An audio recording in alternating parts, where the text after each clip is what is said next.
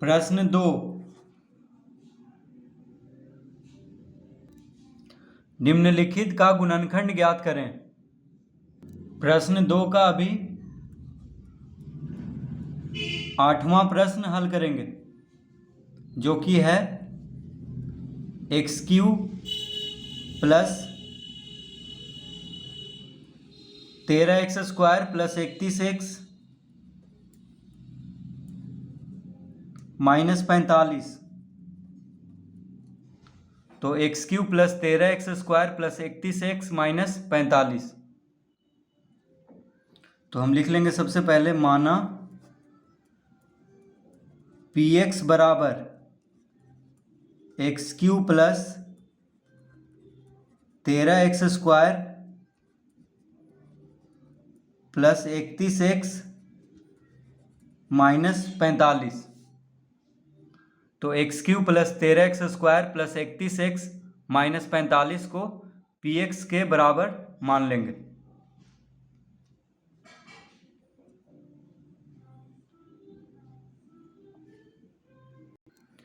तो यहाँ पे अचर पद कौन है? माइनस 45 है अचर पद। तो हम लिख लेंगे यहाँ अचर पद, यहाँ अचर पद माइनस 45 के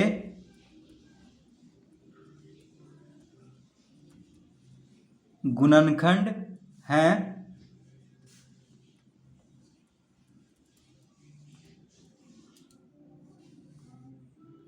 तो माइनस 45 के गुणनखंड कौन कौन हो जाएगा? तो प्लस माइनस 1, फिर प्लस माइनस 3, फिर प्लस माइनस 5, फिर प्लस माइनस 9 और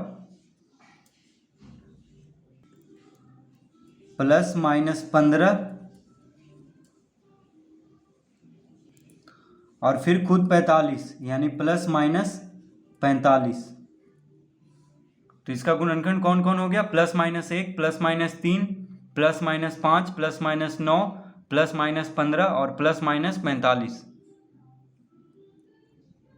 तो इस तरह लिख लेंगे, यानी 45 प्लस 1 से भी विभाजित होता है और माइनस 1 से भी विभाजित होता है। ठीक है, उसी तरह प्लस 3 से भी माइनस 45 कट जाता है और माइनस 3 से भी, जैसे 15 तिया 45, उसी तरह 9 पचे 45। तो माइनस 45 का गुणनखंड कौन कौन हो गया? Plus minus 1, plus minus 3, plus minus 5, plus minus 9, plus minus 15 और प्लस माइनस 45। इस तरह लिख लेंगे। तो अब x के जगह पे, यानी x है यहाँ पे देखिए, तो x के जगह पे हम माइनस 45 का गुणनखंड को रख करके देखेंगे। तो सबसे पहले प्लस 1 को रख के देखेंगे x के जगह पे। तो लिखेंगे यहाँ पे p1, यानी प्लस 1 को रखते हैं, x के जगह पे हम प्लस 1 को रख रहे हैं। तो कितना आएगा? सबसे पहले देखिए प्लस 1 है, अगर प्लस 1 रखने के बाद शून्य नहीं आया तो फिर माइनस 1 रखेंगे x के जगह पे। ठीक है, तो px बराबर कितना है? x³ plus 13x² plus 31x minus 45। तो x के जगह पे 1 रख रहे हैं, तो जहाँ जहाँ पे x है वहाँ पे 1 रखेंगे। तो x का घात 3 है, तो हो जाएगा 1 का घात 3 प्लस 13 गुना, अब x का घात 2 है तो यहाँ पे हम लिख लेंगे 1 का घात 2 प्लस 31 गुना 1, x के जगह पे 1 लिख लेंगे और माइनस 45। इस तरह से इसको लिख लेंगे।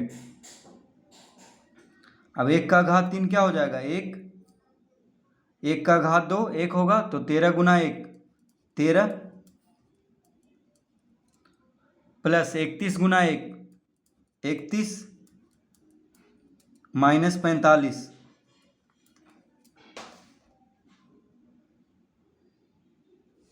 इस तरह लिख लेंगे।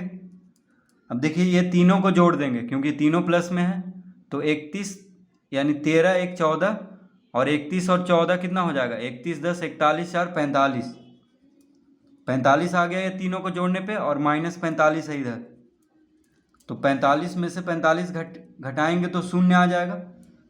तो x के जगह पे 1 रखने पे कितना आ गया, शून्य, यानी px का एक गुणनखंड हमें मिल चुका है।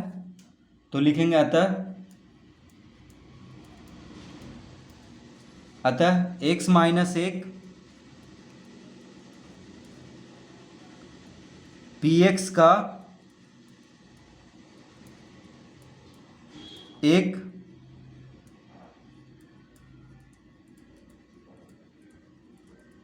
गुणनखंड है। क्या लिख लेंगे कि x - 1 px का एक गुणनखंड है। तो px हम किसको माने थे, px हम माने थे x³ + 13x² + 31x - 45 को, यानी x³ + 13x² + 31x - 45 का एक गुणनखंड कौन मिल गया है, यानी x - 1 एक गुणनखंड है। तो x - 1 आया कहाँ से, तो देखिए x बराबर 1 रखने पे शून्य आया था, x बराबर +1 यानी 1 रखने पे शून्य आया था। तो 1 को हम इधर लाएंगे दायां से बायां तरफ, तो -1 हो जाएगा। तो x - 1 बराबर शून्य लिख लेंगे। तो यहाँ से देखिए x - 1 आया है, यानी x बराबर अगर 1 लेंगे तो x - 1 क्या हो जाएगा, px का एक गुणनखंड। तो px का एक गुणनखंड हमें मिल चुका है x - 1। तो अब हम लिखेंगे, अब प्रश्न में क्या दिया है, तो प्रश्न है x³ + 13x² + 31x - 45, यह है प्रश्न।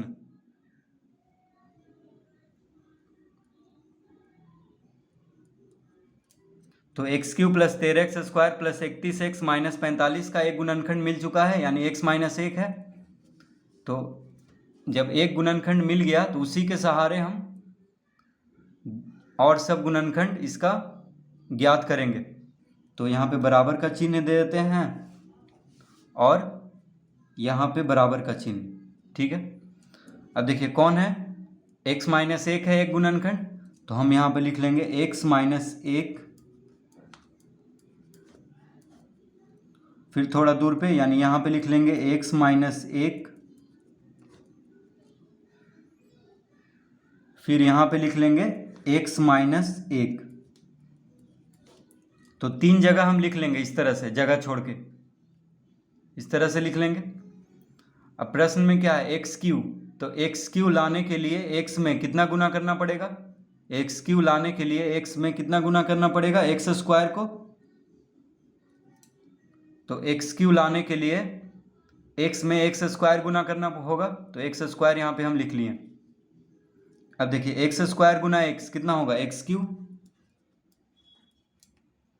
अब x² × -1, x² को -1 से गुना करेंगे तो -x² हो जाएगा। तो हम यहाँ पे लिख देंगे -x²। तो x² को x से गुना करने पे क्या आ गया, x³ और x² को -1 से गुना करने पे -x² आ गया।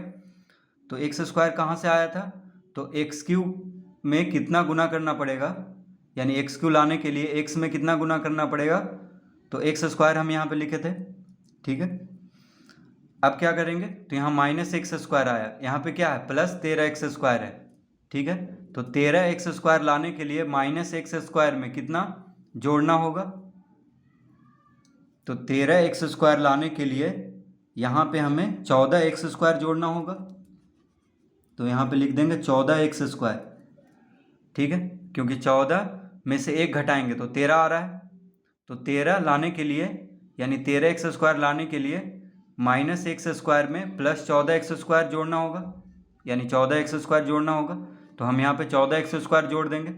तो 13x² को इस तरह से लिख सकते हैं 14x² - x²।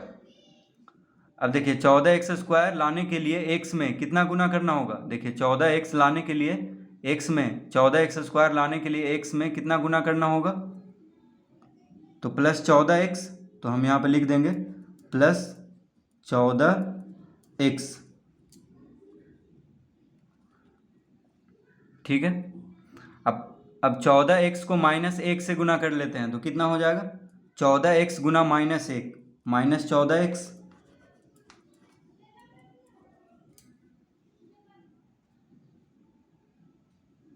अब यहाँ 31x, लेकिन यहाँ पे आया -14x। देखिए 31x है यहाँ पे, लेकिन यहाँ क्या है, -14x है। तो 31x लाने के लिए यहाँ पे कितना लिखना होगा, यानी 31x लाने के लिए -14x में कितना जोड़ना होगा। तो देखिए 31 और 14 को जोड़ करके हम यहाँ पे लिख देंगे, तो 4 1 5, 4 1 5, 3 1 4, यानी 45x। क्या लिख देंगे, 45x। तो 31x लाने के लिए -14x में 45x को जोड़ेंगे, तभी 45x -14, देखिए 45 में से 14 घटाएंगे तो 31 आ जाएगा।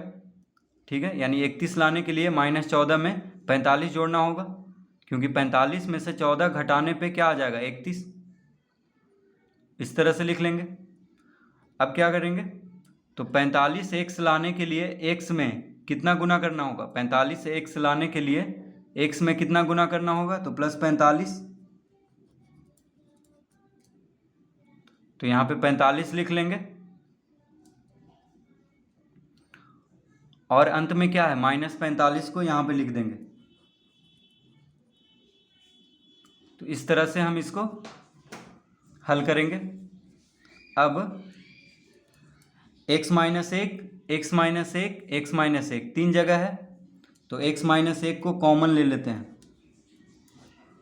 तो x -1 जब कॉमन हो गया तो क्या बचा, x² प्लस 14x प्लस 45। देखिए x -1 कॉमन ले लिए तो x² प्लस 14x प्लस 45 बच गया, तो इस तरह लिख लेंगे। अब देखिए x -1 को x -1 ही लिख लेंगे, और x² प्लस 14x प्लस 45 में मध्य पद यानी बीच वाला पद क्या है, 14x, तो ये तीनों का हम गुणनखंड करेंगे इसका। तो मध्य पद यानी 14x है, तो मध्य पद में संख्या में कितना है, 14, और गुना करके हमें कितना लाना है, 45x²। देखिए ये दोनों पद को गुना किया जाता है, तो x² और 45 को गुना करेंगे तो 45x² आ रहा है, यानी गुना करके हमें 45 लाना है और जोड़ करके 14 लाना है। तो 9 पचे 45 होता है और 9 5 14, तो हम लिख लेंगे यहाँ पे x² plus 5x plus 9x plus 45। इस तरह लिख लेंगे। क्यों लिखेंगे, क्योंकि 14x को इस तरह से लिखना है कि जोड़ करके 14 आए, देखिए 9 5 14, और गुना करके कितना लाना है, 45, 9 पचे 45, तो इस तरह लिख लेंगे। अब इसको हम x -1, अब x² प्लस 5x में, x² प्लस 5x में x यहाँ भी है, x यहाँ भी है, तो x को कॉमन ले लेंगे तो x बच जाएगा, और यहाँ पे x कॉमन ले लिए तो 5।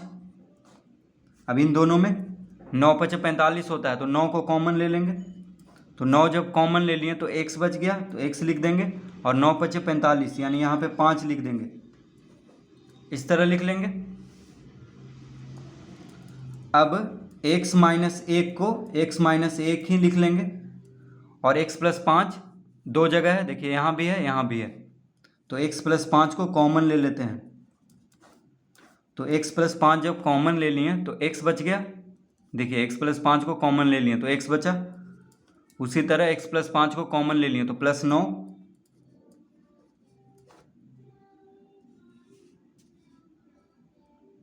तो इसका उत्तर यानी इसका गुणनखंड क्या आ गया, एक्स माइनस 1 गुना एक्स प्लस 5 गुना एक्स प्लस 9। इसका उत्तर आ चुका है। तो x cube plus 13x square plus 31x minus 45 का गुणनखंड कितना आ गया? एक्स माइनस 1 गुना एक्स प्लस 5 गुना एक्स प्लस 9।